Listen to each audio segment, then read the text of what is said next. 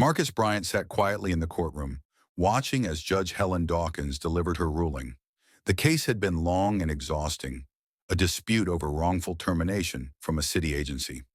Marcus, a black civil rights lawyer, had brought the suit after being fired in what he alleged was retaliation for exposing systemic discrimination. He believed firmly in the strength of his evidence and the law, but today Judge Dawkins ruled against him. Based on the evidence presented, the judge stated, this court finds no sufficient cause to support Mr. Bryant's claims. The dismissal stands. The courtroom buzzed with shock and disappointment. Marcus's lawyer looked stunned.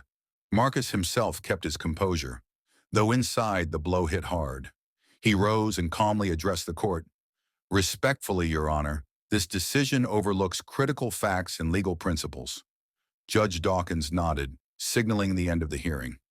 Outside, Marcus's legal team immediately filed an appeal to the state's appellate court. They knew the fight was far from over. The higher court's docket took months to reach Marcus's case.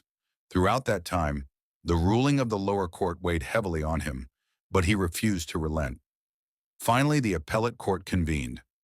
Marcus's lead attorney, Alicia Ramos, presented a detailed argument emphasizing how Judge Dawkins had misapplied precedent and ignored key evidence proving retaliatory conduct and discrimination. The panel of 3 appellate judges listened carefully. After deliberation, the court issued a swift and decisive ruling. In the matter of Bryant versus City Agency, the appellate court opinion read, the lower court erred in its evaluation of the evidence and application of law. The record clearly shows that Mr. Bryant's termination was retaliatory and discriminatory. The judgment of the lower court is hereby reversed and the case remanded for further proceedings consistent with this opinion. Marcus's face lit up as the news came in. The reversal not only reinstated his case but vindicated his belief in the justice system. Legal experts hailed the decision as a significant win for civil rights advocacy, underscoring the importance of appellate review in correcting judicial errors. Marcus reflected, sometimes the first ruling isn't the last word. The law allows for checks and balances.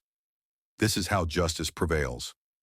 Judge Dawkins declined to comment on the appellate decision. However, the reversal sent a clear message throughout the legal community. Fairness cannot be sacrificed at the altar of convenience or bias. As Marcus prepared to continue his case, his story became a beacon for others facing similar battles.